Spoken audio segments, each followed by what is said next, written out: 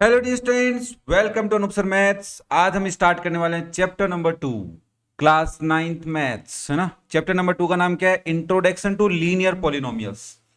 तो बेटा जी, इस चैप्टर को पढ़ने के लिए आपको बहुत सारी मतलब है ना मेहनत तो करनी पड़ेगी। बट कोशिश करता हूँ कि तुम्हारी मेहनत को थोड़ा इजी कर दूँ, क्योंकि चीज़ों को इजी तरीके से अगर आपको एक्सप्लेन कर दिया जाए कि बेसिक्स क्या है, कितना तो कम से कम हमें पता होना चाहिए कि हम इस चैप्टर को पढ़े तब प्रॉब्लम्स नहीं आए। अदरवाइज क्या होता है कि जब तुम बेसिक्स को थोड़ा सा अच्छे से नहीं पढ़ते हो ना, तो क्वेश्चन के बीच बीच में जब टीचर आपको एक्सप्लेन करता है तो आपको लगता है ये कहाँ से लिख दिया, ये कहाँ से आ गया, है ना। ऐसी कुछ फीलिंग्स दिल के अंदर आती है कि ये क्या हो गया सर, अचानक से माहौल बदल दिया, जज्बात बदल दिया आपने। तो इन चीज़ों को अगर आपको फेस नहीं करना है तो इस पर्टिकुलर वीडियो को स्टार्टिंग से देख लेना। बेसिक्स, एकदम बेसिक्स जो बोलते हैं ना कि क्या होता है पॉलिनोमियल, यहां तक भी पहुंचने के लिए बहुत सारी बातें हमें पता होनी चाहिए। तो उन एकदम छोटी छोटी बातों को बताऊंगा। और अगर आप ये वीडियो देख लेते हैं ईमानदारी से, इंट्रोडक्शन वाला, तो एक्सरसाइज 2.1 और 2.2 तो आप एकदम बैठे बैठे सोल्व कर दोगे, है ना। खड़ा होने की भी जरूरत नहीं पड़ेगी आपको। तो स्टार्ट करते हैं कॉन्सेप्ट को। तो हमारे चैप्टर का नाम है इंट्रोडक्शन टू लीनियर पॉलिनोमियल्स। अब सबसे पहले हमें इसने बताया कि लीनियर पॉलिनोमियल क्या होता है, तो मैं डायरेक्ट बुक के ऊपर नहीं जाने से पहले मुझे कुछ बातें आपको बतानी है जो कम से कम तुम्हें पता होनी चाहिए। तो देखो, आपने अलजेब्रिक एक्सप्रेशन पढ़ा है पहले? कभी अपने पुराने दिनों में अलजेब्रिक एक्सप्रेशन का नाम सुना था? क्या होता था अलजेब्रिक एक्सप्रेशन? तो मैं बिना टाइम वेस्ट किए फटाफट बातें बताता हूं। देखो बेटा जी, आपके पास मैथ्स में दो चीजें होती हैं। एक का नाम होता है कांस्टेंट। क्या नाम होता है एक का? कांस्टेंट। और एक को कहा जाता है वेरिएबल। क्या कहा जाता है? वेरिएबल। मतलब सबसे बड़ी बात तो ये कि सर ये वर्ड क्या है, व्हाट इज ए वेरिएबल। पहली बात देखो, इसकी अलग अलग डेफिनेशन होती है। तो पहली और सिंपल सी डेफिनेशन क्या होती है? जो वेरी होता रहता है, जिसकी वैल्यू फिक्स नहीं होती, उसे वेरिएबल कहते हैं। ओके। दूसरी बात, वेरिएबल का मतलब है कि एक ऐसी वैल्यू जो फिलहाल हमें नहीं पता है, बट इन फ्यूचर वो वैल्यू हम कैलकुलेट करेंगे किसी की हेल्प लेके, बट उसकी वैल्यू एग्जिस्ट करती है, उसे हम वेरिएबल कहते हैं। मतलब एक ऐसी वैल्यू जिसको जिसकी वैल्यू हमें पता नहीं है फिलहाल तो, बट हम इन फ्यूचर कैलकुलेट कर लेंगे, बट उसको फिलहाल रिप्रेजेंट करने के लिए हमें कुछ चाहिए, तो रिप्रेजेंट हम करते हैं उस चीज को किसी से, और उसकी वैल्यू एग्जिस्ट करती है, उसे हम वेरिएबल कहते हैं। जैसे मैंने कहा कि तुम्हारे हाथ में दो लड्डू हैं, है ना। अब लड्डू एग्जिस्ट करते हैं कि नहीं करते? आ भी सकते हैं ना हाथ में, माना है ना अपन ने, अज्यूम किया है, तो ये वेरिएबल है ना। तुम कल को अंबानी जितने पैसे कमा लोगे, एग्जिस्ट करता है कि नहीं करता? है ना, करता है सर। तो वो कमा लेंगे, हम देखेंगे सर मेहनत होगी कि नहीं होगी, नहीं होगी तो नहीं कमाएंगे, हो जाएगी तो कर लेंगे। तो ऐसी चीज जिसकी वैल्यू क्या है, फिक्स नहीं है, बट फिलहाल हमें पता भी नहीं है, उसे हम वेरिएबल कहते हैं। और कांस्टेंट कौन होते हैं? जो हमारे नंबर्स हैं सर। तो कौन कौन से नंबर है सर? हम बचपन में हमने सबसे पहले नेचुरल नंबर पढ़ा, मैंने कहा वेरी गुड, 1 2 3 4 5 6। फिर हमने पढ़े होल नंबर, मैंने कहा जीरो आ गया था इसमें। फिर हम आ गए थे इंटीजर्स पे, इंटीजर्स में कौन आ गया था? पॉजिटिव और नेगेटिव नंबर। फिर हमने बीच में फ्रैक्शन का नाम भी सुना था, अच्छा, 2/3 4/5, फ्रैक्शन पॉजिटिव होते हैं ओनली ना। फिर नेगेटिव फ्रैक्शन के लिए हमने रेशनल नंबर को पढ़ा। फिर रेशनल नंबर में हमने देखा कि डिनोमिनेटर जो होता है उसके अकॉर्डिंग नंबर्स चेंज हो रहे हैं, तो हमारे पास नए नंबर आ गए जिनको हम बोलते हैं रियल नंबर्स। ऑब्वियसली ये चैप्टर आप बाद में पढ़ोगे, बट जितने भी नंबर्स हैं, आपने रेशनल नंबर तक तो पढ़े भाई। हाँ, तो रेशनल नंबर, तो यहाँ पे रेशनल नंबर के बाद में रियल नंबर से पहले एक छोटी सी बात आती है जिसे हम इरेशनल नंबर कहते हैं। क्या कहते हैं? Irrational number. ओके, तो इसकी डेफिनेशन जब आएगी, जब हम पढ़ेंगे, बट अभी तुम इतना ही समझो कि इरेशनल नंबर होते हैं जिनके डेसिमल वैल्यू कभी पता ही नहीं की जा सकती कहाँ तक चलेगी। जैसे पाई एक इरेशनल नंबर है, उसकी डेसिमल वैल्यू नहीं पता हमें कहाँ खत्म होगा, है ना, इनफाइनाइट तक चल रही है। तो ऐसे नंबर जिनका डेसिमल फिक्स नहीं होता, हमें आइडिया भी नहीं है कैसा लिख सकते हैं, रिपीट भी नहीं हो रहा, 3 3 3 3 3 ऐसे भी नहीं आ रहा ना, कुछ भी आ रहा है, तो उसे इरेशनल नंबर कहते हैं। तो ये सारे तुम्हारे कॉन्स्टेंट है। और वेरिएबल्स कौन है? बेसिकली हम वेरिएबल्स को अल्फाबेट से रिप्रेजेंट करते हैं, ABCD से लेके XYZ तक। बट सर ये तो 26 ही है।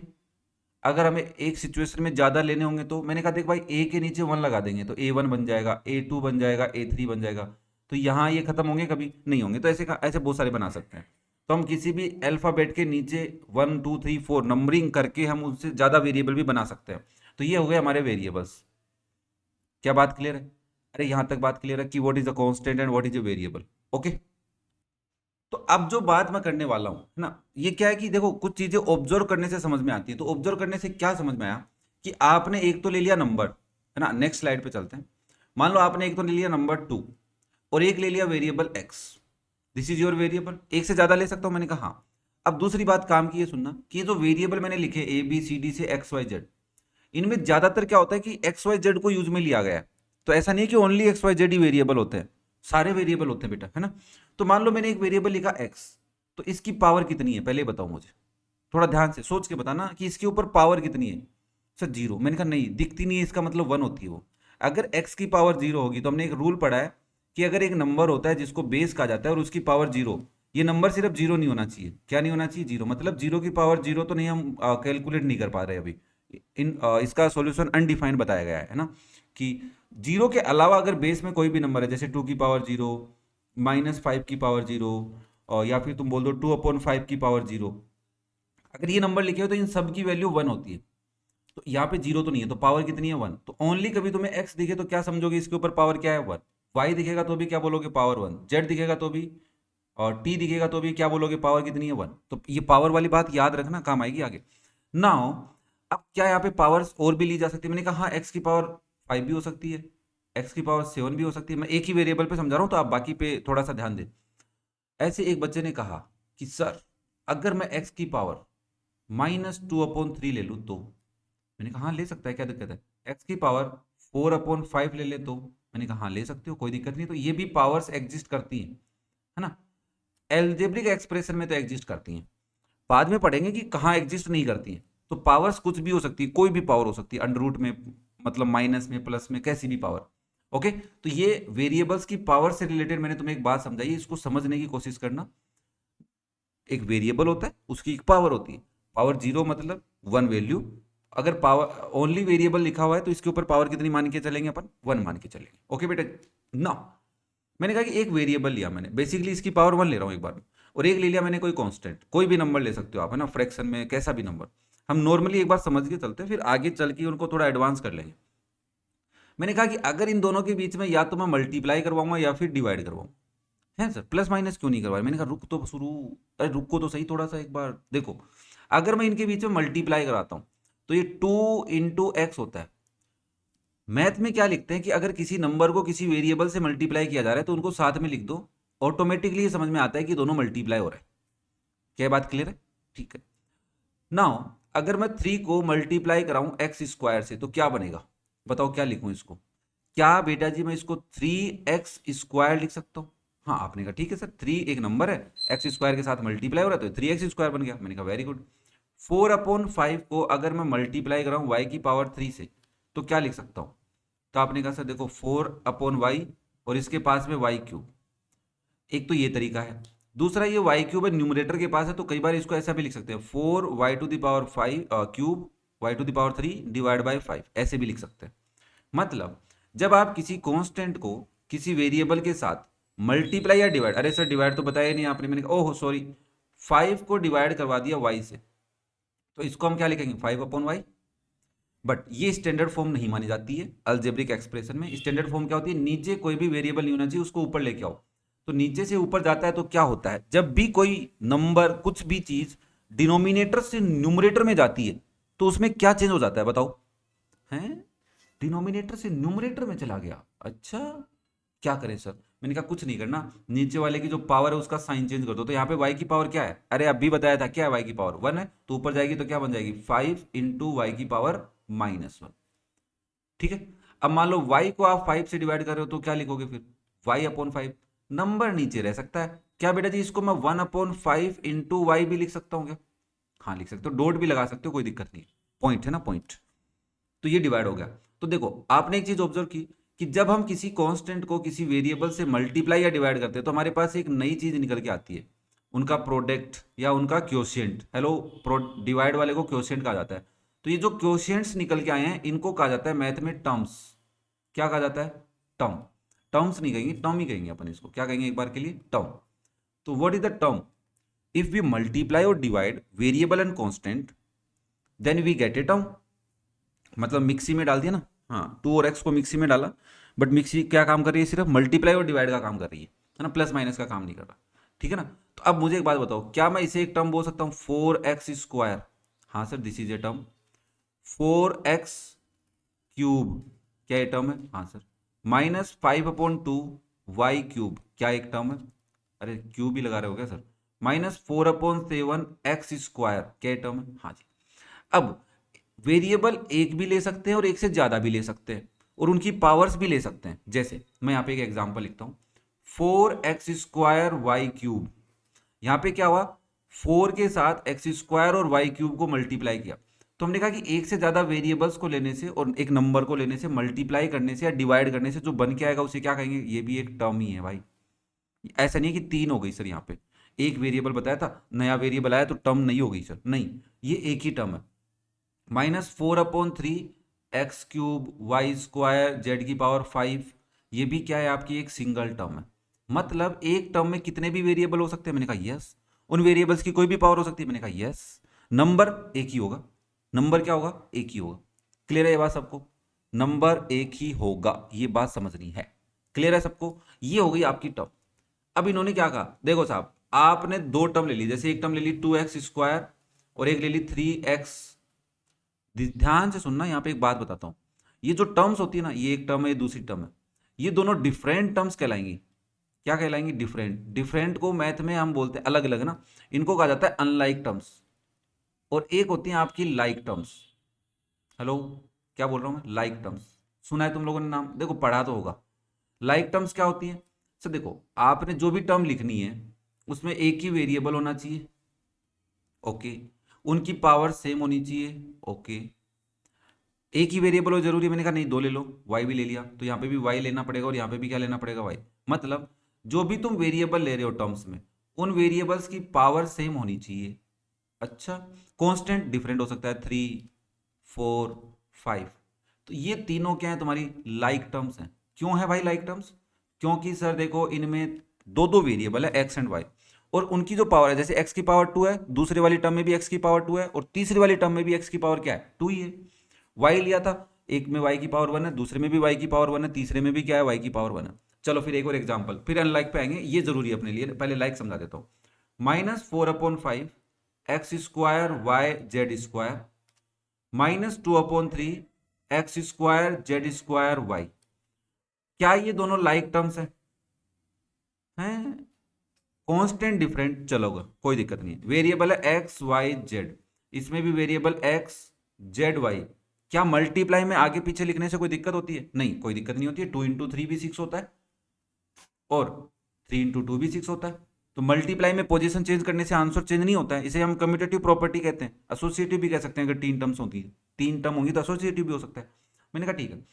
अब एक्स की पावर 2 है, यहाँ पे एक्स की पावर कितनी है? 2 है। यहाँ पे वाई अकेला है, मतलब पावर 1 है, तो यहाँ पे भी वाई की पावर 1 है। यहाँ पे जेड की पावर 2 है, यहाँ पे भी जेड की पावर 2 है। तो हमने कहा yes, these are like terms. Unlike कौन सी होंगी सर? Variable different. क्या?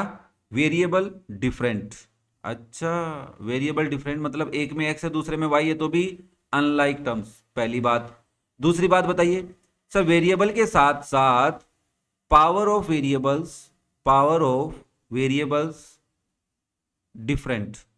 अगर पावर भी डिफरेंट है तो भी अनलाइक हो जाएगा। जैसे मैंने ऊपर एक एग्जांपल लिखा, यहाँ पे 2x² है, यहाँ पे 3x है, तो ये दोनों अनलाइक टर्म्स हैं।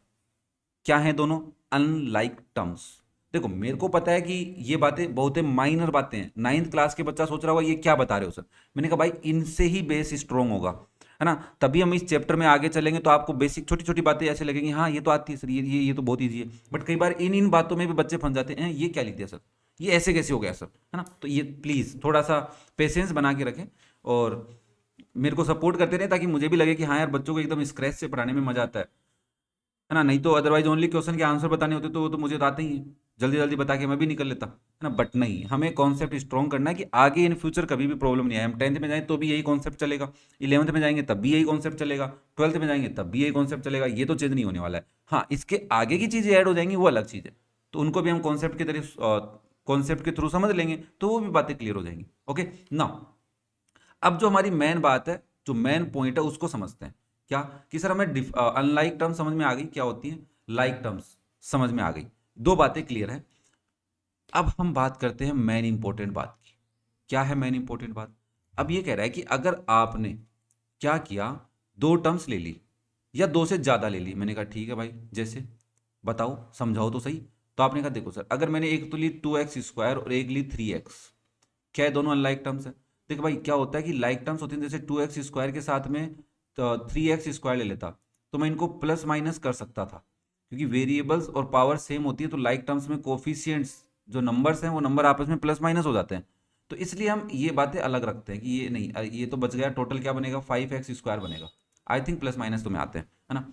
बट जब आप इन दोनों को प्लस माइनस करते हैं तो एक हो गया 2x² प्लस 3x, एक बन गया आपके लिए 2x² माइनस 3x। तो यहां पे ये सोल्व नहीं हो सकते भाई, ये प्लस माइनस नहीं हो सकते, सीधी सी बात ये। तो यहां पे इसको एक टर्म बोलेंगे और इसको दूसरी टर्म बोलेंगे। तो क्या मैं इसे टू टर्म्स बोल सकता हूं, टू टर्म्स का अलजेब्रिक एक्सप्रेशन है ये। और ये वाला भी है भाई, हाँ है ना। तो अलजेब्रिक एक्सप्रेशन में टर्म्स कब होती हैं, एक टर्म कब बनती है, जब वेरिएबल और कोफिशिएंट को मल्टीप्लाई करके बनाया जाता है। ओके। टू टर्म्स या ज्यादा टर्म्स कब बनती है, जब सर दो टर्म्स को प्लस माइनस किया जाता है। यहां पे प्लस हो रहे हैं और यहां पे दोनों क्या हो रहे हैं, आपस में माइनस हो रहे हैं। तो यहां पे दो टर्म्स बन गई, ठीक है। मैंने कहा कि क्या ये दो टर्म्स या दो से ज्यादा टर्म्स हैं, जल्दी बताइए जरा, या फिर इनको लाइक टर्म्स बोल सकता हूं मैं। आराम से लिख रहा हूं, जल्दबाजी तो करनी नहीं है। तो देखो इसमें x² है, इसमें x² नहीं है तो अलग है, इसमें x अकेला है, इसमें x² है बट साथ में y है, और ये दोनों भी लाइक नहीं है क्योंकि इसमें x है इसमें x² है, इसलिए अनलाइक है। तो ये चारों टर्म्स डिफरेंट है।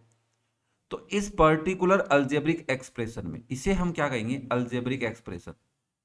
क्या सर एक टर्म वाले को अलजेब्रिक एक्सप्रेशन नहीं कहते, मैंने कहा कहते हैं बेटा, सिंगल टर्म का कह देते हैं, है ना। नाम पढ़ूंगा आगे, नाम बताऊंगा मैं तुम्हें कि सिंगल टर्म वाले को क्या कहते हैं, वो सब पढ़ेंगे। तो this is your algebraic expression. तो आप मुझे डेफिनेशन बता सकते हैं कि what is the definition of algebraic expression. Sir देखो इनमें आपने क्या किया कि चार टर्म को लेके इकट्ठा कर लिया, तो क्या नॉर्मली मैं एक भाषा में बोल सकता हूं कि collection of terms, collection of terms is known as algebraic expression. कि टर्म्स का जो कलेक्शन करेंगे उससे हमारे पास क्या बनेगा, अलजेब्रिक एक्सप्रेशन। ओके। तो यहां पे हमने सिंपल सिंपल बातें समझ ली कि टर्म क्या होती है, कलेक्शन ऑफ टर्म्स क्या होता है, लाइक टर्म्स कौन सी होती है, अनलाइक टर्म्स कौन सी होती है ना, वेरिएबल क्या होता है, कांस्टेंट क्या होता है। यहां तक की बात जिस बच्चे को क्लियर है वो आगे के चैप्टर में बड़ा मजा आने वाला है उसको। कैसे, देखो होता क्या है कि जो अलजेब्रिक एक्सप्रेशन बनता है उसमें एक से ज्यादा वेरिएबल्स यूज में ले सकते हैं, उन वेरिएबल्स की पावर्स भी कुछ भी हो सकती है। फिर यहां पे हमारे पास एक महानुभाव आए जिसको कहा गया पॉलिनोमियल। अब देखो कोई भी नया आदमी आता है वो अपने नए रूल तो लगाता ही है। अरे हेलो या ना, हाँ या ना बोलो भाई। कोई भी नया आदमी आए वो अपने रूल लगाने की कोशिश करता है कि नहीं करता। यहाँ पे पॉलिनोमियल ने लगाए, पॉलिनोमियल ने क्या कहा कि मैं चलो बात मान ली कि मैं अलजेब्रिक एक्सप्रेशन हूं। मैंने कहा ठीक है भाई, बट बोला मैं तभी अलजेब्रिक एक्सप्रेशन बनूंगा जब मेरी बातें मानोगे। बोले कौन सी दो बातें, बोले पहली बात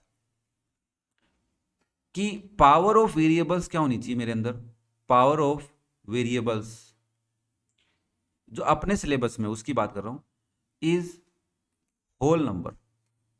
होल नंबर के अलावा दूसरी पावर आई मैं बात मानूंगा ही नहीं आपकी। मैंने कहा एग्जाम्पल से समझाओ सर।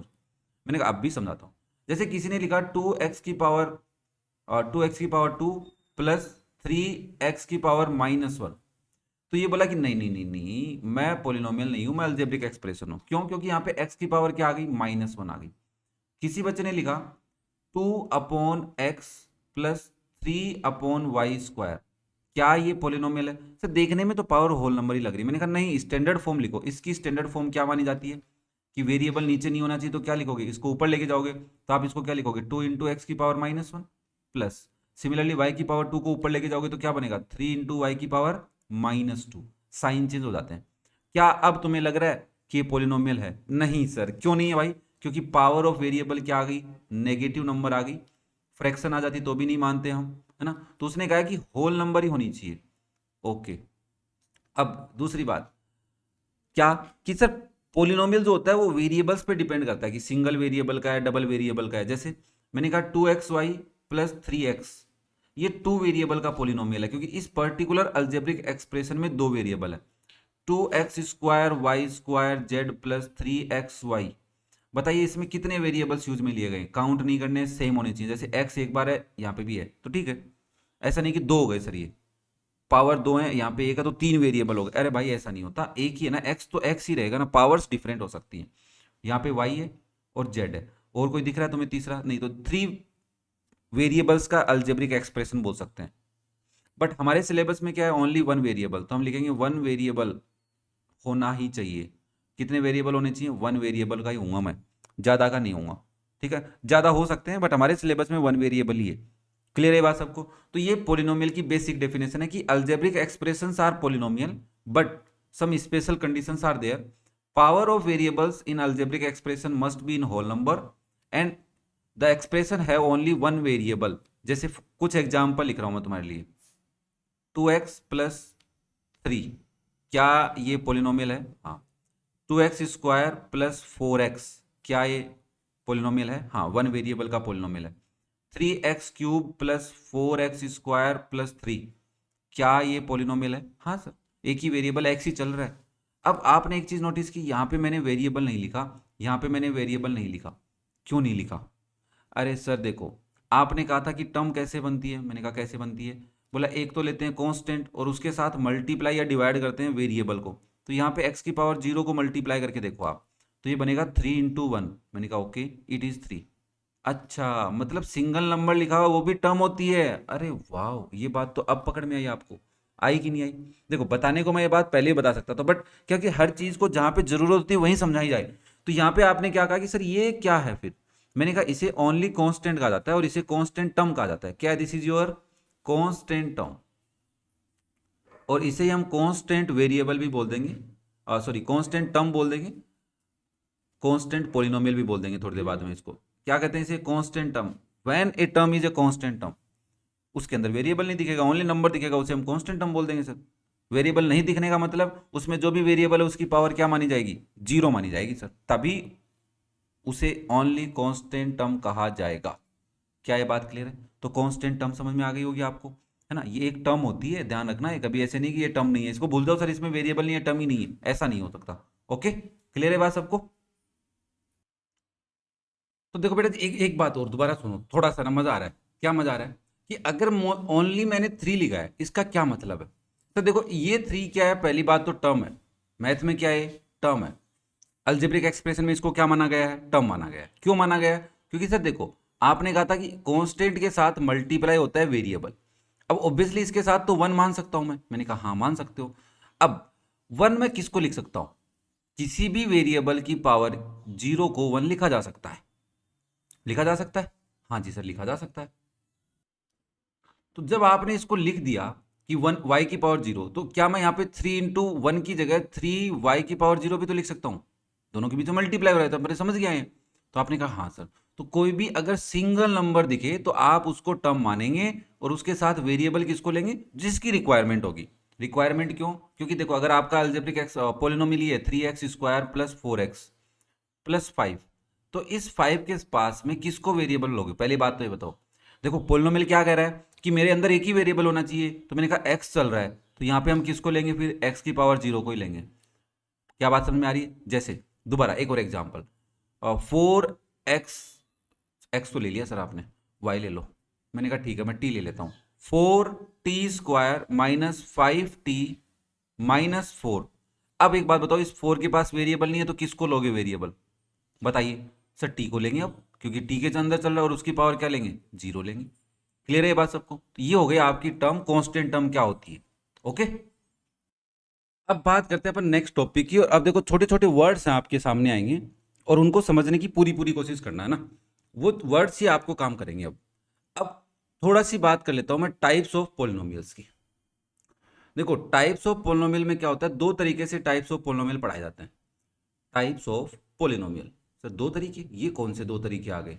पहला तरीका है कि जो आपका पोलिनोमियल लिखा हुआ है उस पोलिनोमियल की डिग्री क्या है, मतलब उस पोलिनोमियल में जो वेरिएबल है उसकी पावर, सबसे बड़ी पावर, मतलब तो डिग्री समझना पड़ेगा। मैंने कहा हाँ, पहले डिग्री समझ लेते हैं। चलो देखो, डिग्री ऑफ पोलिनोमियल क्या होता है? डिग्री वर्ड ही समझ लेते हैं, अलजेब्रिक एक्सप्रेशन भी ले लेते हैं इसमें और पोलिनोमियल भी ले लेते हैं। जैसे मान लो मैं आपके पास एक एग्जांपल लिख रहा हूं, 2x square plus 3x cube plus 4y to the power 5 plus 4। ये आपका एक अलजेब्रिक एक्सप्रेशन है जिसमें 4 टर्म है। देखो ये टर्म्स आपस में प्लस माइनस हो रही है क्या? नहीं हो रही। तो चारों कौन सी टर्म है? अनलाइक टर्म्स है। इसमें ये एक टर्म है, इसके अंदर सबसे बड़ी पावर क्या है वेरिएबल की? 2 है, दिख रही है। ये आपकी एक और टर्म है, इसमें सबसे बड़ी पावर क्या है? 3 है। मतलब पहले हम टर्म की पावर निकालना सीखेंगे, फिर यहाँ पे वेरिएबल की पावर क्या है? 5 है। बेटा जी इसमें वेरिएबल की पावर क्या है? 0 है। मतलब अगर हमारे पास कोई टर्म होती है, पहले हमें उसकी अंदर जो वेरिएबल है उसकी पावर निकालनी होती है। जैसे 4x की पावर 5, तो इसमें पावर क्या है वेरिएबल की? 5। तो इस पर्टिकुलर टर्म की डिग्री क्या होगी? इस टर्म की डिग्री क्या है? 5 है। अच्छा, -3x², बताओ इसमें क्या है? सर यहाँ पे वेरिएबल है x और उसकी पावर है 2, तो इसकी डिग्री क्या होगी? 2 होगी। ओके, अब मैं थोड़ा सा एक डिफिकल्ट सा क्वेश्चन लिखता हूं आपके लिए, है ना। टर्म ही लिखूंगा डिफिकल्ट सी। -4x²y, बताओ इस टर्म की डिग्री क्या है? सर देखो आपने पढ़ाया लड्डू जैसा, क्वेश्चन पूछ रहे हो जलेबी जैसे, है ना। अभी तक आप समझा तो एक वेरिएबल में रहे थे, अब 2 वेरिएबल डाल दिया आपने। मैंने कहा ठीक है भाई, चलो इसको मैं समझा देता हूँ, आगे वाला आप बताओगे। देखो यहाँ पे क्या है, 2 वेरिएबल है, तो कभी भी किसी टर्म की डिग्री निकालनी होती है तो क्या करना होता है? उन दोनों वेरिएबल्स की पावर का सम करना होता है। तो बताओ यहाँ पे इस x की पावर कितनी है? 2 है। y की पावर कितनी है? 1। तो 2 + 1, तो ओवरऑल इस पर्टिकुलर टर्म की डिग्री क्या हो गई? 3 हो गई है। अब समझ में आ गया? सर आप पूछ लो आप किसी के भी। मैंने कहा ठीक है, 2/5। सर फिर लिख दिया ना आपने जलेबी जैसा। मैंने कहा रुक जा भाई, x की पावर 5, y की पावर 2, z, बताओ इसकी डिग्री क्या है? सर टर्म में कोफिशिएंट नंबर होता है ना, कोफिशिएंट वर्ड बाद में यूज में लूंगा। एक नंबर होता है 2/5, ये हो गया हमारा कांस्टेंट। 3 है इसमें वेरिएबल, x की पावर 5, या वेरिएबल है x, y और z, और उनकी है पावर्स। तो आपने अभी अभी क्या समझाया कि टर्म की डिग्री कैसे निकालते हैं? जो हमारी वेरिएबल है टर्म में, उसकी पावर्स जितनी भी हैं, सब डिफरेंट डिफरेंट वेरिएबल जो भी हैं, उनकी पावर्स का सम करना होता है। यहाँ पे x है, इसकी पावर है 5, ओके। y है, इसकी पावर है 2, ओके। z है, इसकी पावर है 1, ओके। तो टोटल हो गई 5 + 2 7 + 1 8, तो इसकी डिग्री हो गई सर 8। क्या ये बात समझ में आई? अब देखो अपने ये एग्जांपल तो बहुत करेंगे तो भी एक ही बात है। अब एक टर्म की डिग्री निकालनी आई, अब हमें अलजेब्रिक एक्सप्रेशन की डिग्री निकालनी, ए ई अलजेब्रिक एक्सप्रेशन, इसकी डिग्री कैसे निकालेंगे? हम पहले सभी टर्म्स की सेपरेट डिग्री निकालेंगे, और उनमें जो सबसे बड़ी डिग्री होगी वही उस अलजेब्रिक एक्सप्रेशन की डिग्री होगी। तो बताओ 2 लूँ, 3 लूँ, 5 लूँ या 0 लूँ? 5 ले लेता हूँ क्योंकि सबसे बड़ा 5 ही है। तो इस पर्टिकुलर अलजेब्रिक एक्सप्रेशन की डिग्री क्या हुई? 5। एक और एग्जांपल लिख लेते हैं। 4x² - 3xy + 4x² y - 3/5xyz, बताओ भाई इस अलजेब्रिक एक्सप्रेशन की डिग्री क्या है? क्या ये पॉलिनोमियल हो सकता है? हाँ हो सकता है, बट क्योंकि हम सिंगल वेरिएबल पढ़ रहे हैं तो ये सिंगल वेरिएबल का तो नहीं है, बट ये पॉलिनोमियल तो हो सकता है क्योंकि इसमें पावर्स क्या है? होल नंबर्स है। हाँ भाई बताइए इसकी डिग्री। तो सबसे पहले कर लिया आप लोगों ने, देखो वीडियो पॉज करके कर लिया करो। अब देखो बेटा, यहाँ पे ये एक टर्म है, ये दूसरी टर्म है, ये थर्ड टर्म है और ये फोर्थ टर्म है, 4 टर्म है। इस टर्म की डिग्री बताइए क्या है? इस टर्म की डिग्री है 2। इस टर्म की डिग्री इसकी है सर 1 + 1 2, ओके। इसकी डिग्री 2 + 1 = 3। इसकी डिग्री 1 + 1 + 1 3। तो बताइए इसकी डिग्री क्या होगी? फिर इस अलजेब्रिक एक्सप्रेशन की डिग्री क्या होगी? 2 2 3 3, सबसे बड़ी कौन है? 3 है, तो आंसर क्या आया? 3। क्या बात क्लियर है? अब देखो जो बच्चे ध्यान से नहीं समझते उनको क्या लगता है, मान लो उसने यहां तक देखा, उसने कहा कि टर्म की डिग्री कैसे निकालते हैं, और जो भी वेरिएबल्स है ना उनकी पावर्स का प्लस करके निकालते हैं। तो अलजेब्रिक एक्सप्रेशन की डिग्री भी कैसे निकलेगी? जितनी भी पावर्स हैं अलग अलग टर्म्स की जो डिग्री आई उनका प्लस करने से आएगा, है ना। ये अपने हिसाब से लॉजिक नहीं बनाना है। क्लियर है सबको? समझ में आया? तो ये तो होगी डिग्री। अब हम बात करते हैं टाइप्स ऑफ पोलिनोमियल की। देखो टाइप्स ऑफ पोलिनोमियल में क्या कह रहा है वो, कि अकॉर्डिंग टू टर्म्स, कितनी टर्म्स उसमें लिखी हुई है, और according two degree, what is the degree of algebraic expression या पोलिनोमियल, उसके अकॉर्डिंग हम टाइप्स ऑफ पोलिनोमियल पढ़ेंगे। जैसे विथ एग्जांपल पढ़ेंगे। यहां तक बात क्लियर है? टाइप्स ऑफ पोलिनोमियल कितने तरीके से पढ़ेंगे? 2 तरीके से, और दोनों को एक साथ पढ़ लेते हैं, कोई दिक्कत नहीं है, इतना डिफिकल्ट टॉपिक है ही नहीं है, बहुत ईजी सा एकदम, खत्म ही हो गया, ऐसे मान लो बेसिक्स तो खत्म हो गए। जैसे मैंने लिखा, देखो सबसे पहले पावर क्या चाहिए तुम्हें ये बताओ, सबसे पावर, पॉलिनोमियल में पावर होती है होल नंबर, होती है कि नहीं होती? आपने कहा हाँ सर, तो मैंने कहा पावर क्या लोगे, पावर या डिग्री, डिग्री लिख देता हूँ तुम्हारे लिए, क्या लोगे? सबसे छोटी डिग्री से चालू करते हैं अपन, तो आपने कहा 0, तो मैंने कहा कि मैंने एक एग्जाम्पल लिखा 3x⁻0, इससे नीचे चलूंगा कहीं? नहीं चलूंगा। फिर मैंने कहा कि एक और पावर क्या लोगे, 1। अब इसको थोड़ा सा समझना, मतलब डिग्री क्या लोगे, दूसरा पोलिनोमियल पढ़ रहे हैं, उसकी डिग्री क्या लोगे, 1 लोगे। 1 लोगे मतलब सर एक तो x वाली टर्म होगी, और ये पावर 1 वाली टर्म, और एक इससे कम पावर वाली 0 वाली, ठीक है। मैंने कहा एक और एग्जाम्पल पढ़ते हैं, पहले इतनी बात समझो तुम ध्यान से, मैं क्या लिख रहा हूँ, क्यों लिख रहा हूँ, रीजन समझाऊंगा तुम्हें। मैंने कहा सबसे बड़ी डिग्री, डिग्री क्या लोगे अब तुम, 2 लोगे, तो आप क्या कहोगे सर, 2 वाली टर्म होगी, पावर 2 वाली टर्म, पावर 1 वाली टर्म, और पावर 0 वाली टर्म। मतलब जब हम टाइप्स ऑफ पोलिनोमियल लिखते हैं, उनको स्टैंडर्ड फॉर्म या जनरल फॉर्म में लिखते हैं, तो हम क्या लिखते हैं, सबसे बड़ी डिग्री वाली टर्म पहले लिखते हैं, उससे छोटी ऐसे चलती जाती है सिंगल वेरिएबल में। तो आपने कहा सर देखो, अगर आपके पोलिनोमियल की डिग्री 0 है, तो उसमें एक ही टर्म लिखी जाएगी जिसकी डिग्री 0 होती है, क्योंकि इससे छोटी तो लिख ही नहीं सकते, बड़ी लिखोगे तो फिर डिग्री 1 में आ जाएगा वो। तो आपने कहा सर इसको लिख सकता हूँ 3। ये होता है आपका मोनोमियल। क्या होता है हैं, ये क्या नाम लिया आपने, मोनोमियल्स, MONOMIAL, मोनोमियल। और इसे कहते हैं कांस्टेंट पोलिनोमियल भी।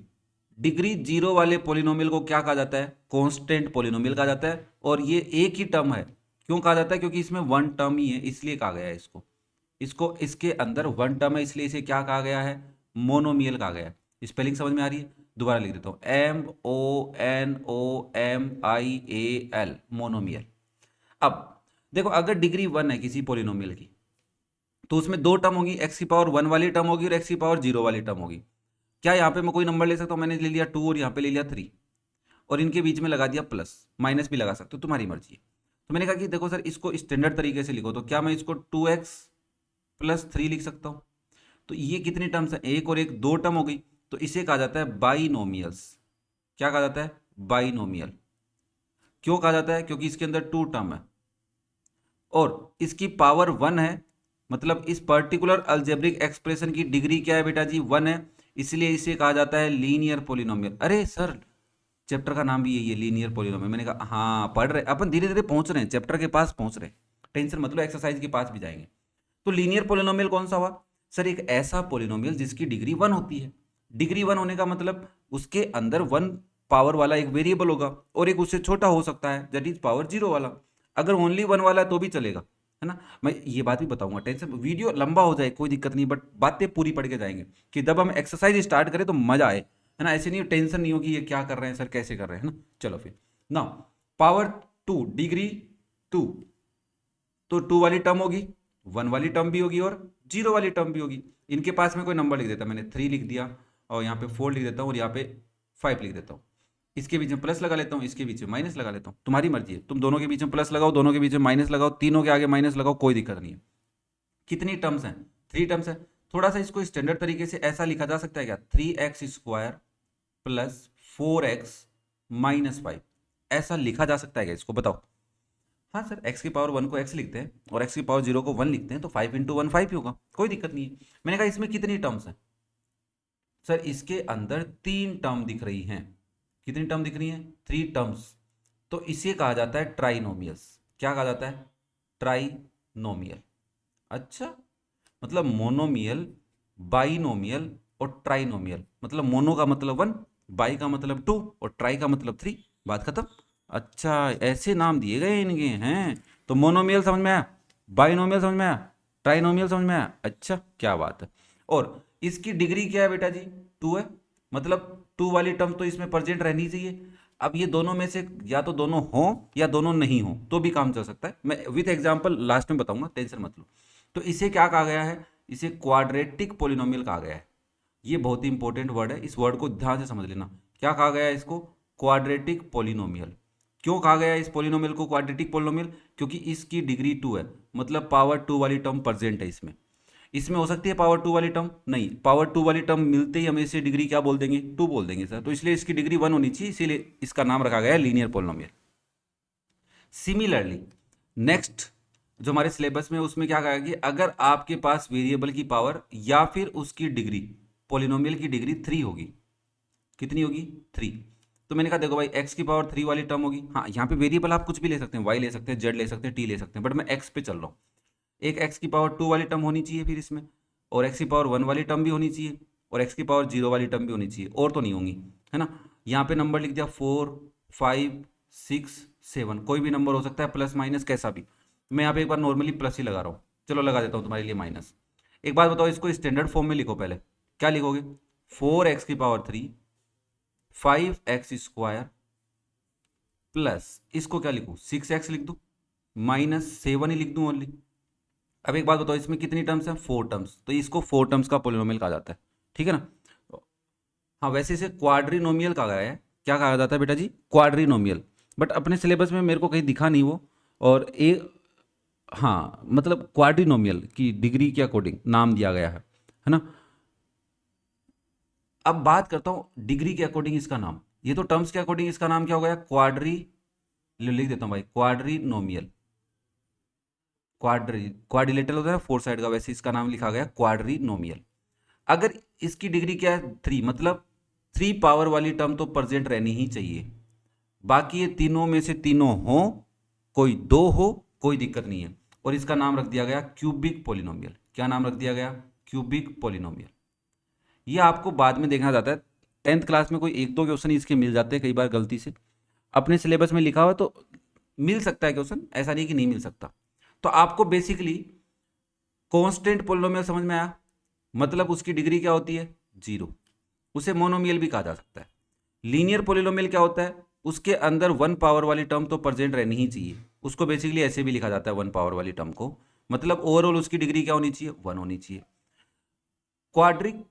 क्वाड्रेटिक पॉलिनोमियल क्या होता है, क्वाड्रेटिक पॉलिनोमियल वो होता है जिसकी डिग्री 2 होती है। डिग्री 2 होने का मतलब उसमें पावर 2 वाली टर्म तो प्रेजेंट रहनी चाहिए, बाकी 2 रहें या नहीं रहें। और ये 3 टर्म्स का होता है, होने कोई 2 का भी हो सकता है, होने कोई 1 का भी हो सकता है, मैं अभी बताऊंगा। तो इसे ट्राइनोमियल भी कहा जाता है, ठीक है। तो ट्राइनोमियल, मोनोमियल और बाइनोमियल, 3 वर्ड याद रखो तुम, मोनोमियल, बाइनोमियल और ट्राइनोमियल। क्वाड्रिनोमियल याद हो रहा है, ठीक है, नहीं हो रहा तो भी कोई ज़्यादा लोड लेने वाली बात नहीं है। अब एक पॉलिनोमियल है जिसकी डिग्री 3 है, मतलब उसमें 3 पावर वाली टर्म प्रेजेंट है, उससे ज़्यादा पावर वाली टर्म नहीं है, ओनली 3 पावर वाली, उससे छोटी हो सकती है कोई भी, तो उसे हम क्यूबिक पॉलिनोमियल कहते हैं। क्या कहते हैं बेटा जी, क्यूबिक पॉलिनोमियल। अब मैं यहाँ पे दोबारा लिखता हूँ, देखो लीनियर, पहले कांस्टेंट पॉलिनोमियल लिख देता हूँ। कौन सा पॉलिनोमियल है, कांस्टेंट पॉलिनोमियल। अब इनकी हम जनरल फॉर्म पढ़ते हैं कि जनरली ये दिखते कैसे हैं। अभी तो नंबर्स है, अभी हम वेरिएबल्स की हेल्प लेके लिखेंगे यहाँ पे।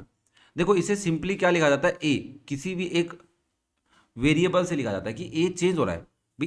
कांस्टेंट पॉलिनोमियल क्या होता है जिसमें वेरिएबल नहीं होता, है ना।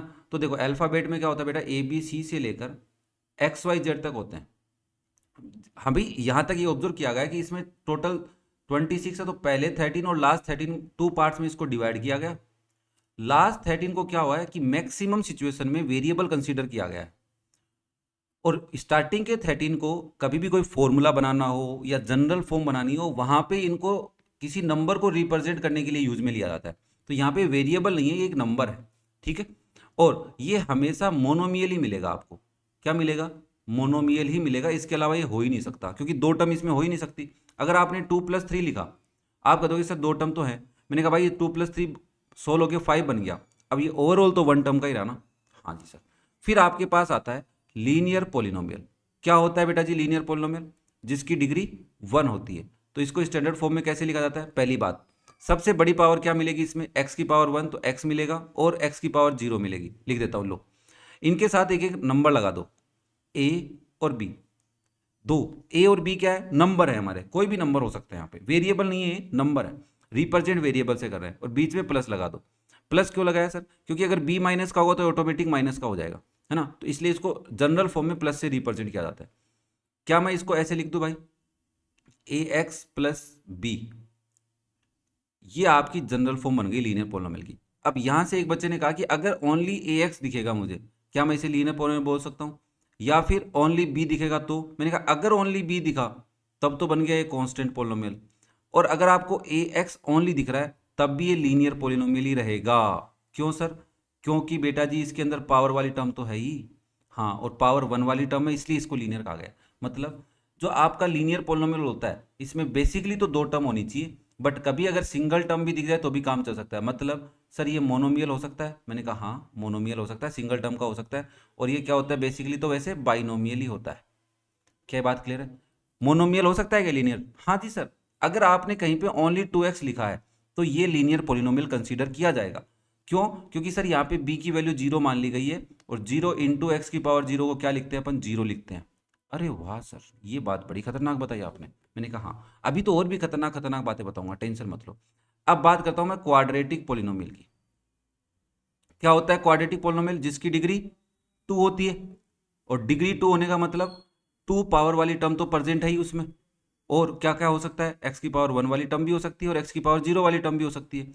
इनके साथ नंबर को नंबर्स के लिए ए बी सी लिख देता हूँ मैं, है ना, ए बी और सी। बीच में क्या लगा दिया बेटा जी? मैंने प्लस लगा दिया। और इसकी स्टैंडर्ड फॉर्म क्या लिखूंगा मैं? A X square plus B X plus C लिखूंगा। कितनी टर्म है इसमें? 3 टर्म्स है, तो इसको ट्राइनोमियल कहा जा सकता है। अगर इसको किसी बच्चे ने कहा कि सर ये ऐसे लिखा हुआ मिले मुझे क्वेश्चन में, A X square plus B X, तो क्या ये क्वाड्रेटिक है? बताओ जरा, क्या ये क्वाड्रेटिक है या नहीं है? सोच के बताओ, आराम से वीडियो को पॉज करो और समझो, अपने दिमाग के तार हिलाओ भाई। नहीं हिल रहे हैं, मैं हिला रहा हूं, मैं कोशिश कर रहा हूं कि हिलाऊं। मैं मेरी तरफ से कोशिश कर रहा हूं, आप भी थोड़ा सा एफर्ट डालें, हिल जाएंगे। देखो, अगर आपने दिमाग के तार हिला रहे हैं वीडियो पॉज करके, तो एक बच्चे के दिमाग में आया होगा कि सर देखो, आपने कहा क्वाड्रेटिक पॉलिनोमियल वो होता है जिसकी डिग्री 2 होती है, यहाँ पे पावर 2 वाली टर्म प्रेजेंट है, मतलब ये क्वाड्रेटिक है। बट पावर 2 के अलावा पावर 1 वाली टर्म है, मतलब पावर 3 की तो नहीं है, 1 की हो सकती है ना। अब एक बच्चे ने सोचा होगा यार मेरे को समझ में नहीं आया, सर ने पूछा क्या है। टेंशन मत लो, मैं ये बात इसलिए यहाँ पे समझा रहा हूँ कि जब हम क्यूबिक पोलिनोमियल पढ़े तब आपको लगे कि हाँ ये बात तो अब क्लियर होगी सर। देखो, और पावर 2 हाईएस्ट डिग्री तो 2 ही मानी जाएगी, 1 हो या नहीं हो उससे डिग्री पे इफेक्ट पड़ेगा कि नहीं पड़ेगा ये बताओ। आपने डिग्री पढ़ा था, उसमें कम पावर वाले इफेक्ट डाल रहे थे क्या? याद करो जरा, मैं याद दिलाता हूँ। मैं दिलाता हूँ बेटा, आपको याद आए कि नहीं आए वो तो नहीं है, बट मैं याद दिलाता हूँ। जैसे मैंने कहा कि यहाँ पे डिग्री वाला कहाँ गया भाई? ओ भाई, डिग्री डिग्री कहाँ गई हमारी? डिग्री डिग्री कहाँ गई? गायब हो गई। अरे पढ़ी तो थी अपन ने डिग्री। हाँ ये रही डिग्री। देखो, इसकी इस अलजेब्रिक एक्सप्रेशन की डिग्री क्या आई थी? 5 आई थी। क्यों आई थी? क्योंकि इसमें हाईएस्ट पावर वाली को कंसिडर किया गया था। हाईएस्ट पावर वाली टर्म, हाईएस्ट डिग्री वाली टर्म के अकॉर्डिंग ही डिग्री कंसिडर की जाती है, स्मॉलर वालों को कंसिडर नहीं किया जाता, उनके अकॉर्डिंग डिग्री इफेक्ट नहीं होती है। तो यहाँ पे भी हम यही कह रहे हैं कि सर देखिए इसके अंदर पावर 2 वाली टर्म है, पावर 1 वाली हो उससे इफेक्ट नहीं पड़ेगा डिग्री पे, तो ये क्वाड्रेटिक रहेगा। एक एग्जाम्पल और लिखा मैंने यहाँ पे कि बेटा जी ए एक्स स्क्वायर प्लस सी, क्या ये क्वाड्रेटिक पोलिनोमियल है? आपने कहा सीधी सी बात है सर, पावर 2 वाली टर्म है और ये पावर 0 वाली टर्म है, ये हो या नहीं हो इससे इफेक्ट तो नहीं पड़ेगा, तो ये भी है। फिर मैंने लिखा बेटा जी ओनली ए एक्स स्क्वायर। आपने कहा ठीक है सर, ये भी कोई दिक्कत नहीं है, यहाँ पे भी बात समझ में आ रही है कि पावर 2 वाली टर्म है, बाकी वाली हो या नहीं हो उससे क्या फर्क पड़ता है। हाँ, डिग्री तो 2 रहेगी। अगर इस टर्म की डिग्री 2 है तो इस अल्जेब्रिक एक्सप्रेशन की डिग्री 2 है, इस पूरे अल्जेब्रिक एक्सप्रेशन की डिग्री क्या है? 2 है, इसलिए ये क्वाड्रेटिक पोलिनोमियल है। तो आपने एक चीज नोटिस की, देखो इसमें 3 टर्म भी हो सकती हैं, इसमें 2 टर्म की 2 सिचुएशन भी हो सकती है, और इसमें सिंगल टर्म भी हो सकती है। तो क्या मैं ऐसे बोल सकता हूं कि ये जो मेरा क्वाड्रेटिक है ये सर 3 टर्म्स का मतलब ट्राइनोमियल भी हो सकता है, ये बाइनोमियल भी हो सकता है, और ये मोनोमियल भी हो सकता है। यस और नो? हाँ, ये बात समझनी थी। क्लियर है यहां तक? तो अब हम बात करते हैं बेटा जी क्यूबिक पोलिनोमियल की। किसकी बात करेंगे? Cubic polynomial. देखो आपका क्यूबिक पोलिनोमियल कौन सा होता है? बताइए, क्यूबिक पोलिनोमियल कब होता है, कौन होता है, बताइए जरा, अपने दिमाग में एक बार रिवाइज कीजिए। ऐसा पोलिनोमियल जिसकी डिग्री क्या हो भाई? 3 हो। तो पावर 3 वाली टर्म होगी उसमें, पावर 2 वाली टर्म भी होगी, पावर 1 वाली टर्म भी होगी, और पावर 0 वाली टर्म भी होगी। क्या इसके अलावा कोई टर्म हो सकती है? अगर 4 वाली टर्म ले ली तो काम खराब हो गया, 5 वाली टर्म ले ली तो काम खराब हो गया। हाँ, मतलब डिग्री 3 होने के लिए पावर 3 वाली टर्म होनी चाहिए, और छोटी वाली चलेगी क्या? हाँ चलेगी, उससे डिग्री पे कोई फर्क ही नहीं पड़ता है सर हमारा। ओके, इनके साथ कोई नंबर होगा, उसको एक को ए बोल देता हूँ, एक को बी बोल देता हूँ, एक को सी बोल देता हूँ, एक को डी बोल देता हूँ। बीच में प्लस ले लेते हैं, क्योंकि automatically a plus a b c d कोई भी माइनस का होगा तो बीच में माइनस ऑटोमेटिक आ जाएगा। अब देखो ये जो टर्म है, ये टर्म है, ये टर्म है, ये टर्म है, तो कितनी टर्म हो गई? क्या मैं इसको ऐसा लिख दूं एक बार के लिए, A X cube plus B X square plus C X plus D, लिख सकता हूं। कितनी टर्म है? 4 है। अगर भाई साहब मैंने ऐसा लिख दिया इसको, A X cube plus B X square plus C X, क्या ये लीनियर कोई क्यूबिक पोलिनोमियल है? मैं एग्जांपल लिख रहा हूं, आप समझते रहें, यस और no. A X cube plus B X square plus D, A X cube plus C X plus D, A X cube plus C X, A X cube plus B X square, A X cube plus D. इनके अलावा हो भी सकता है, नहीं भी हो सकता, इन सब में पावर 3 वाली टर्म प्रेजेंट है। अब बाकी चाहे कोई भी टर्म हो या नहीं हो तो काम चलेगा कि नहीं चलेगा? चलेगा सर, क्योंकि ये क्यूबिक रहेगा। अब कोई बच्चा मेरे से पूछे सर यहाँ पे डी कहाँ गया, तो मैंने कहा डी की वैल्यू 0 है। यहाँ से सी कहाँ गया, मैंने कहा सी की वैल्यू 0 है। सी की जगह 0 कोई नंबर लिखा हुआ था, 0 इंटू एक्स, एक्स को उड़ा ले गया वो। यहाँ पे बी 0 है, यहाँ पे सर ए और सी है, मतलब बी और डी दोनों ही क्या है, 0 है। यहाँ पे सी और डी दोनों ही क्या है, 0 है। यहाँ पे बी और नहीं, हाँ बी और सी ये दोनों क्या है, 0 है। क्लियर है? तो ये आपने एक चीज नोटिस की सर, इसे क्वाड्री भी हो सकता है, ये ट्राइनोमियल भी हो सकता है, ये बाइनोमियल भी हो सकता है, और ये मोनोमियल भी हो सकता है। क्या ऐसा लिख सकता हूं मैं, ए एक्स क्यूब ओनली? यहाँ पे आप बोलोगे सर बी 0 सी 0 और डी 0 तीनों 0 हैं, तो भी हमारा एक क्या रहेगा, क्यूबिक पोलिनोमियल रहेगा, क्योंकि इस पर्टिकुलर पोलिनोमियल की डिग्री क्या है, 3 है। क्लियर है ये बात सबको? अब एक छोटी सी बात बच गई, मान लो मैंने तुम्हें ये पोलिनोमियल लिखा A X square plus B X plus C, तो पोलिनोमियल का नाम कैसे लिखा जाता है, इसके इक्वल का साइन लगाया जाता है यहाँ पे, और यहाँ पे कोई भी एक कैपिटल लेटर लिख लो, जैसे आपने स्मॉल भी लिख सकते हैं, पी लिख लिया कैपिटल, और ब्रैकेट में क्या लिखा जाएगा, जो वेरिएबल अंदर चल रहा है, कौन चल रहा है, एक्स, तो ये हो गया पी एक्स। मान लो मैंने यहाँ पे लिखा A Y square plus B Y plus C, तो यहाँ पे क्या लिखूंगा, मान लो जैसे मैंने क्यू ब्रैकेट में वाई लिखूंगा। क्या बात समझ में आ रही? तो ये पोलिनोमियल का नाम लिखने का एक तरीका है कि किसी भी पोलिनोमियल को इस तरीके से रिप्रेजेंट कर सकते हो। ओके, नेक्स्ट बात, क्या होता है कि ये नंबर कौन है सर, ये ए बी सी कौन है, हमारे ए बी और सी कौन है, ये समझना जरूरी है। जैसे मैं तुम्हें एक छोटी सी बात और बता के चलता हूं साथ साथ में। अभी अपन ने कांस्टेंट पोलिनोमियल पढ़ा, तो यहां पे अगर ए की जगह 0 ओनली 0 लिखा किसी ने, तो भी ये क्या है, तुम्हारा कांस्टेंट पोलिनोमियल है। बट यहां पे आपने एक चीज नोटिस की सर, ए एक्स की टर्म प्रेजेंट होनी चाहिए। इस बात को ऐसे लिखा जाता है स्टैंडर्ड फॉर्म में कि यहां पे इसके पास में कोमा लगा के ए नॉट इक्वल टू 0, मतलब ए 0 नहीं हो सकता, बी 0 हो सकता है। सिमिलरली मुझे एक बात बताओ, इस लाइन के पास में क्या लिखा जाएगा, इस लाइन के पास में लिखा जाएगा ए नॉट इक्वल टू 0, मतलब एक्स स्क्वायर की टर्म गायब नहीं हो सकती, बी और सी गायब हो सकते हैं। तो क्यूबिक पोलिनोमियल में क्या लिखूंगा, यहाँ पे कोमा लगा के ए नॉट इक्वल टू 0।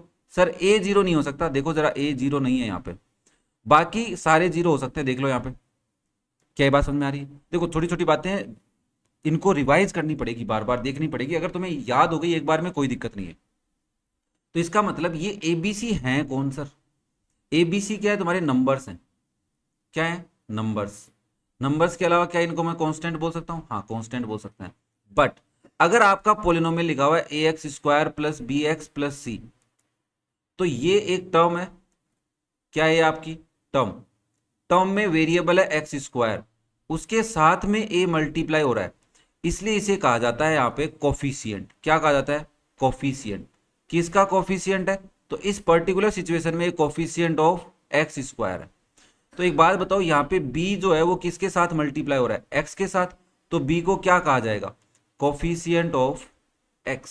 क्या कहा जाएगा बेटा जी, और c को दो बात बोल सकते हैं, या तो आप इसको सीधे सीधे कांस्टेंट बोल दो, या फिर कोई बच्चे ने दिमाग लगा के कहा कि sir this is the coefficient of, in this particular situation coefficient of x to the power 0। क्या वो सही बोल रहा है, अरे हाँ सर वो सही बोल रहा है, वो गलत क्यों बोलेगा।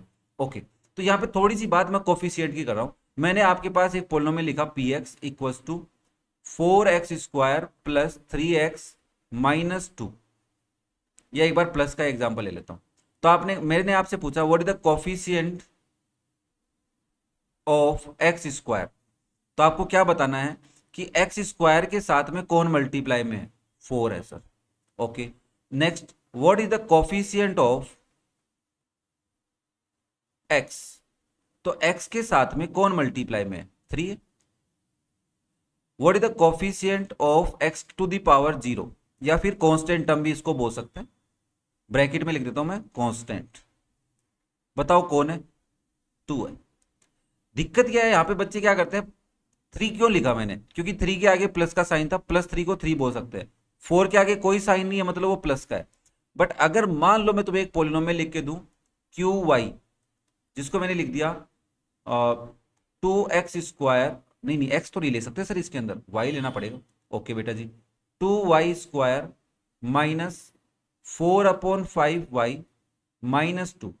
अब मुझे एक बात बताओ, कोफिशिएंट ऑफ y² कौन है यहाँ पे, y² का कोफिशिएंट कौन है, +2 है। यहाँ पे मैं इस एरो का मतलब है कोफिशिएंट वर्ड से, कोफिशिएंट ऑफ y कौन है, तो आपको क्या बताना है, y के साथ मल्टीप्लाई में तो 4/5 है, बट विथ साइन लेना है इसको, तो आप क्या बोलेंगे, -4/5। कांस्टेंट टर्म कौन है, कांस्टेंट टर्म वैसे तो 2 दिख रही है, बट विथ साइन लेना है इसको, तो कौन है आपका, -2। क्या ये बात क्लियर हो रही, तो ये इतनी बातें अगर तुम्हें क्लियरली पता है तो तुम डिग्री बता सकते हो, कोफिशिएंट बता सकते हो, टाइप्स ऑफ पोलिनोमियल बता सकते हो, है ना। अगर तुम्हें इतना पता है ना बेटा, और linear polynomial, types of polynomial अपन ने पढ़ ली, तो आप पर्टिकुलर एक्सरसाइज 2.1 और 2.2 की बातें सारी समझ जाओगे जब तुम्हें टीचर समझाएगा। हो सकता है तुम्हारे लिए नहीं है तो तुम्हें एक बार लगे कि यार ये क्या लिखा हुआ है, इसका क्या मतलब है, क्वेश्चन का मीनिंग समझ में नहीं आ रहा, वो अलग चीज है। बट जब टीचर तुम्हारे बोर्ड के ऊपर चीजें लिखेगा ना, तो तुम्हारे एकदम क्रिस्टल क्लियर रहेंगी, हाँ ये चीजें हमने पढ़ी हैं और इससे ये बातें समझ में आ रही है। भाई साहब, अगर ये 1 घंटे की मेहनत मैंने जो की है वो तुम भी कर लो, तुम्हारे को लग सकते हैं 2 घंटे लग जाए, किसी बच्चे को 3 घंटे लग जाए, बट एक बार तुमने प्रैक्टिस कर ली ना, तो ये भाई साहब 10th क्लास में भी तुम्हारी हेल्प करेगी, वहां पे भी तुम्हें प्रॉब्लम नहीं आने देगी। और वीडियो पसंद आया हो तो लाइक जरूर करना, एक कमेंट करके बताना मुझे कि हाँ मेहनत रंग ला रही है कि नहीं ला रही, और अपने दोस्तों के साथ शेयर कर देना, जिससे उनको भी ये बातें पढ़ने को मिले और उनको समझ में आए। मैंने पूरी बातें एक साथ एक वीडियो में कवर की है ना। थोड़ा सा मुश्किल था कि चीज़ों को कैसे तुम्हारे तक पहुंचाई जाए, बट मैंने कोशिश की है कि बहुत अच्छे तरीके से विद एग्जाम्पल आराम से पूछ पूछ के तुमसे कि ऐसा कर सकता हूँ, ऐसा हो सकता है, मैं तुम्हारे तक पहुंचाने की कोशिश की है। तो मेरी मेहनत तुम्हें लगे कि हाँ सर आप मेहनत सही कर रहे हैं, सही तरीके से हमें पढ़ा रहे हैं, तो कमेंट करके बता सकते हैं, और चैनल को सब्सक्राइब करें और आपका प्यार और सपोर्ट बनाए रखें। ओके बेटा जी, thank you, have a nice day and best of luck.